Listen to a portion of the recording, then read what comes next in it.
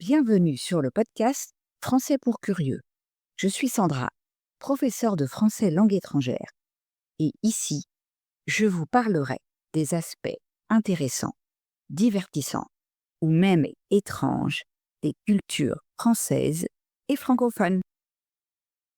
Bonjour à toutes et à tous et bienvenue dans ce nouvel épisode de Français pour curieux.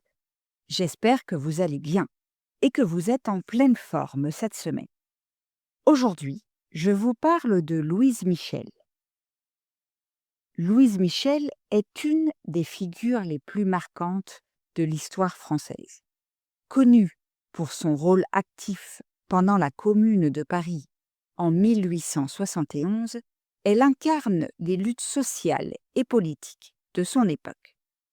Cette femme exceptionnelle, surnommée la Vierge Rouge, a consacré sa vie à la défense des opprimés et à la promotion des idéaux anarchistes. J'explore dans cet épisode les étapes importantes de sa vie et de son héritage, tout en décortiquant ses contributions à la Commune, son engagement politique et ses idées révolutionnaires. Comme d'habitude, un peu de vocabulaire utile afin de mieux comprendre l'épisode que vous allez écouter. L'insurrection, c'est le soulèvement contre une autorité ou un pouvoir en place.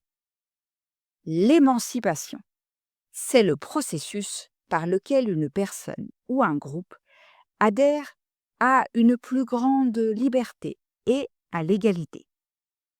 Les convictions, ce sont des idées ou des croyances profondément ancrées. La déportation, c'est l'exil forcé à la suite d'une décision judiciaire ou politique.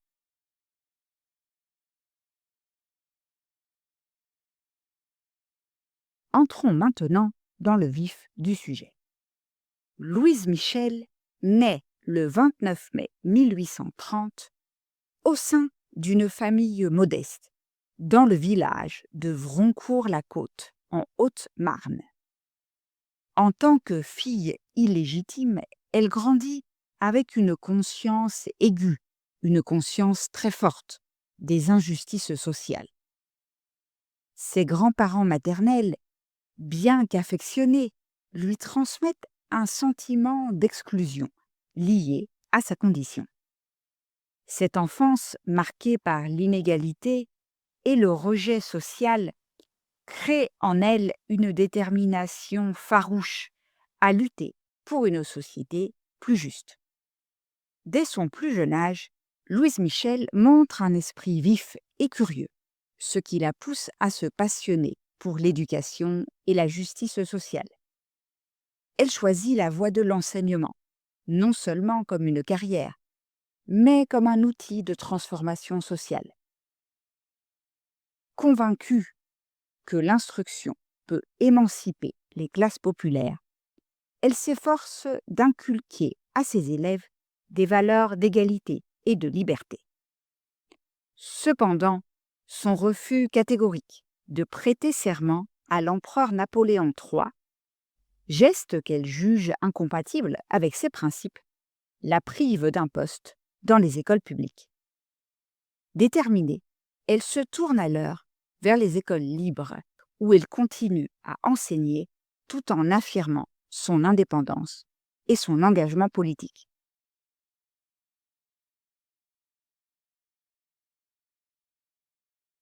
En 1871, elle joue un rôle central dans la Commune de Paris, une insurrection populaire qui revendique une société plus équitable et démocratique. Elle s'implique activement dans divers comités révolutionnaires, où elle coordonne les efforts pour fournir des soins médicaux aux blessés et soutenir les familles des combattants. Sur les barricades, elle se bat avec un courage remarquable, affirmant que la lutte pour la justice sociale nécessite un engagement total. Ardente défenseuse des droits des femmes, elle milite avec ferveur pour leur participation dans la sphère publique, qu'elle considère indispensables à la transformation de la société. Elle plaide pour l'éducation des filles et pour l'égalité des sexes, affirmant que l'émancipation des femmes est une condition essentielle à une société juste. Lorsque la Commune est écrasée, elle incarne un exemple de résilience en refusant de renier ses convictions. Pour protéger ses camarades, elle se livre volontairement aux forces versaillaises, déclarant avec défiance qu'elle acceptait toute responsabilité pour ses actes révolutionnaires.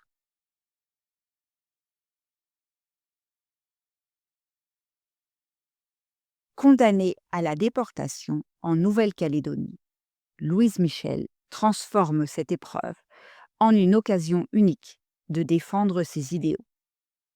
Elle s'engage à enseigner aux populations autochtones, malgré les obstacles culturels et linguistiques. Son approche éducative se base sur le respect et la valorisation des savoirs locaux, tout en introduisant des concepts d'égalité et de justice sociale. Parallèlement, elle s'insurge, elle proteste contre les abus coloniaux, dénonçant le système d'exploitation imposé par la métropole.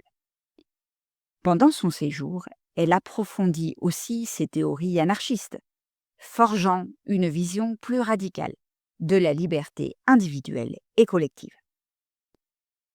Son retour en France en 1880 marque le début d'une intense période d'activisme.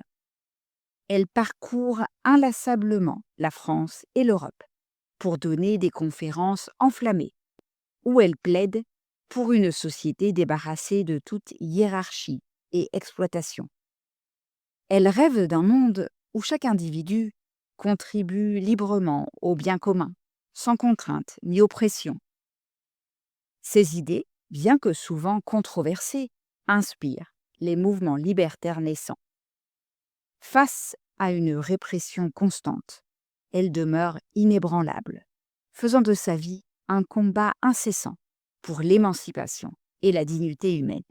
Louise Michel meurt en 1905, mais son influence perdure. Son courage, son altruisme et sa détermination continuent d'inspirer les luttes sociales contemporaines. Ses écrits, notamment ses mémoires, offrent un témoignage précieux sur son époque et ses convictions. Elle reste une figure incontournable pour comprendre l'histoire des mouvements révolutionnaires et l'évolution des droits sociaux. Aujourd'hui encore, elle symbolise la résistance face à l'injustice et l'engagement vers un idéal de liberté.